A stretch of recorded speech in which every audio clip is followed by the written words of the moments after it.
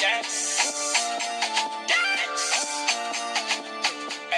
guys, welcome back to my channel, TGIF. Yeah guys, so I'm back after a month, but in my defense guys, I'm gonna keep it real. I did record a video to tell y'all how my last day at the group home went, but like it wouldn't upload on YouTube. Like I tried 5 different ways and it wouldn't upload on YouTube, and so I just gave up and I'm like, you know what, they're gonna see me when they see me. Because in that video I was explaining how, like, you know, my summer classes were about to start, so you know, so instead y'all didn't get anything from me. But I guess I could summarize how my last day at the group home went, and but y'all won't get the same emotion that I had that day, because that day, oh y'all, that day was it was a day, okay? Yeah, but before I get into that, I'm back, yes. Sorry for dipping on y'all, but one of my summer classes actually ended yesterday, thank God. So, like, you know, I'm a little bit less stressed than I have been this past month. But yeah, so let's get into the group home. So as y'all know, I told y'all a month ago that I had put in my like 2 weeks notice or whatever. And after that, guys, let me tell you, like, it seemed like the company kept calling me for every little thing. If y'all don't remember, I mentioned how, like, my cousin was our new group home manager, and, you know, she was driving a lot of the nurses away. People were calling out left to right, left to right, left to right, and she kept trying to call me to fill in, and I'm like, yo, we not really family. Like, I'm not gonna help you out. I don't even like working there either. So, yeah, they just kept calling me. She had called me like a Friday and a Saturday if I could cover. I said no. She called me on a Sunday if I could cover. I said no. Besides that, the main office was like, oh, yeah, you gotta come in and do your medication pass. And I'm like, wait, I'm literally leaving on Monday. Monday's my last day. That was like on a Thursday, the Thursday before. I'm like, I'm leaving on Monday. Do I still have to do the med pass? They're like, yeah, just in case. I'm like, just in case? I'm not coming back. Like, but they're like, you know, it's paid. So I was like, ugh, whatever, might as well get my couple of coins left.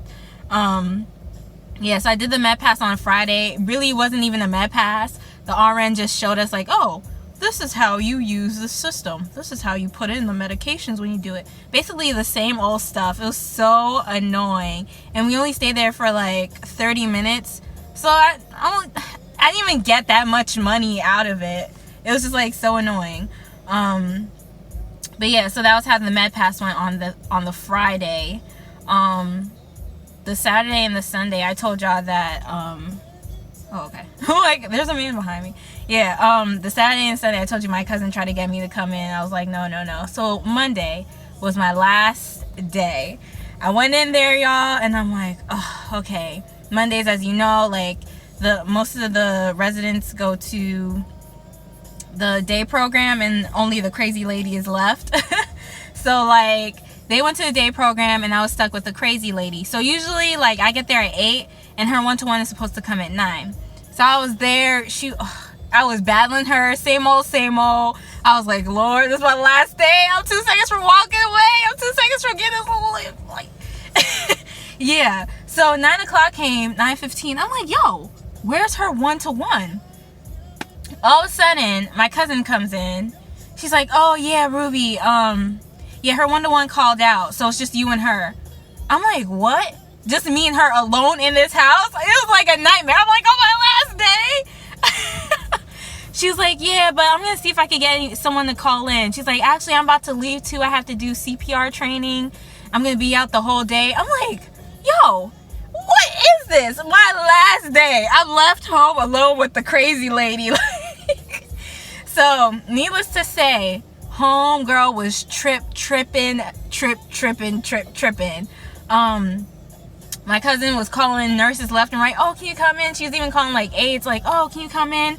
They're like, no. On top of that, she's like, oh yeah, Ruby, I forgot to mention she has a doctor's appointment later on today, so you're gonna have to drive and take her there. I'm like, so I'm gonna have to take this lady out in public by myself? Like, it was just a nightmare. So to cut long story short, she managed to find someone who came, but she was like, she managed to find an aide who came in, and she was like helpful a little. She was like on some, like, she was threatening the lady. Like, I don't work there no more, so I can tell. Like, the lady that came in, like, when the lady was screaming in her face, she was like, and the lady was like, ah! So she knew how to get her quiet, even though it's like bad. You're not supposed to be threatening patients like that, but hey, it worked. So she came with me to the doctor's appointment, and she was so embarrassed because the lady was tripping. People were staring at us, and the lady felt so embarrassed. She's like, everyone's looking at us. She's like, oh my God. I'm like, yeah, she's special needs. What can you do? Like, you know, you can't really be embarrassed for that. Like, yeah. So we came back by like 2:30. The lady got a call on her phone. At that point, the manager / my cousin was in CPR training. She had called the lady asking her if she could cover for the 3 to 11 shift because another nurse called out, as well as a group home aide, a home health, I forgot their names already. The aide called out. So the lady was like, oh no, I'm already covering for the morning shift. I didn't even prepare for that, blah, blah, blah, blah, blah. And then she's like, okay, next thing you know, my phone rings. Can I tell you who didn't pick up? I didn't. Because I'm like, no, she's not about to ask me to cover on my last freaking day to 3 to 11. Like, I'm trying to get out of this place. Why are you trying to pull me back in? So we got back to the home. The one nurse came in for the 3 to 11 shift. She was like the only one who was there. The residents came back from the day program, and one of the residents was feeling really, really sick. I'm not gonna say all the health information that was going on, but was really, really sick. And they're like, oh my gosh, someone needs to take her to the emergency room, but there's only one of us, and what are we gonna do? Next thing you know, my cousin messages me on text messages me. She's like, oh Ruby, I'm still in CPR, but I want to talk to you about something. Can you wait until 4? My shift was over at 3. At this point it's like 3:15. I'm like, Lord, I know she's about to ask me to stay, but I'm like, you know what, since she won't be here, let me just stay, get my extra hour of pay. So guys, homegirl was screaming, other lady was sick. It was just a whole nightmare. I'm like, I gotta go. They're like, no, stay. We need someone to stay. Who's gonna take her to the emergency room? I'm like, that's not my problem anymore. I'm sorry, but that's not my problem. Like, I don't owe y'all nothing at this point. Like, I stayed up till the day that I said I would stay, and I have to go. So like, my cousin kept calling, like, oh Ruby, wait, I still have to talk to you about something. As soon as it was 4 o'clock, I was like, you know what? I don't owe anyone anything. Like, I'm done. I was like, you know what, guys? Good luck, but I'm out. I'm out. Peace. So like, I left, and as I was leaving, I told the one patient, the G2 patient, I told her like, oh yeah, I'm leaving. It's my last day. She doesn't talk or anything. She has an electric chair. She was so upset. She tried to block me from leaving, and she was shaking her head like, no. Like, she wasn't saying no, but she was just shaking her head and blocking me from leaving with the electric chair. And I just felt so bad inside, but I had to go. And that's how my last day went. And my cousin didn't end up calling me after I told her that I was leaving. Like, because I knew, and she knew that I knew. So that was how my last day went. So that's basically how the whole group home thing went for me. Now, in the middle of May 13th, I had started one of my prereqs. So with the last check that I got from the group home, I was able to pay for 2 prerequisites, AMP2 and Intro to Psych. And so Intro to Psych started May 13th. I took a 1-month course, guys. Like, I thought, 4 weeks, that's gonna be easy. Get psych right out the way. That's part of what had me stressed and what had me not really like recording. On top of that, AMP2 started on May 20th, like a week later, and like, it was a lot more intense than how AMP1 went. It was my same professor from AMP1, same online, but it's just AMP2 is like, instead of having 1 lab due a week, we have 2 labs due a week with a discussion, with a paper, with a quiz, sometimes an exam. So like, I just been stressed. So yesterday was actually my Intro to Psych final. I know I passed the class. I like made sure that I kept my GPA at an A, so just in case, like, because usually I always used to do that in Rutgers too when I was in college. I always used to do like keep my GPA high because I know like at the end of the year I usually get lazy. So oh, there's the bus. Yeah, I'm back. So like I was saying, I usually keep my grade high as up to an A, because I know usually when it comes time for finals or like the end of the semester, I just slack off.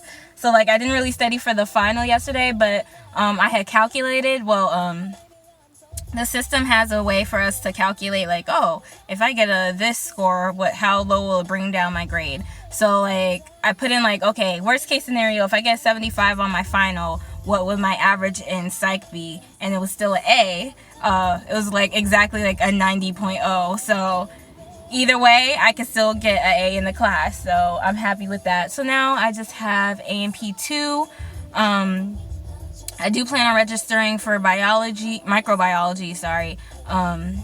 in July, and then I want to do CLEP for lifespan because I can't do another 4-week course, and I don't want to spend another $500 on a course. Like the last prereq that I want to spend money on is microbiology, and then I'll be done with my prerequisites, and then I'll be able to fill out the applications for the schools that I'm trying to get into. Which a lot of them, the applications are open starting like August, September, October. So I'm right on track, right on time.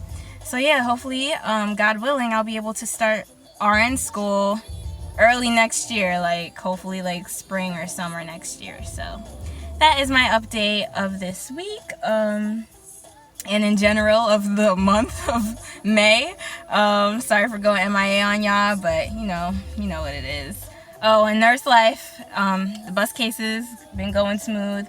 My bus case actually ends the end of this month, but my agency, they're really, really good. Like, they were on it. They asked my patient's mom, like, oh, is she going to school during the summer? Mom said no. So then my coordinator hooked me up with another bus case in July. So, she already knew, like, bus case is where it's at. That's what I'm trying to be. So, yeah, so I do have a job lined up for that in my same agency. So it's all Gucci.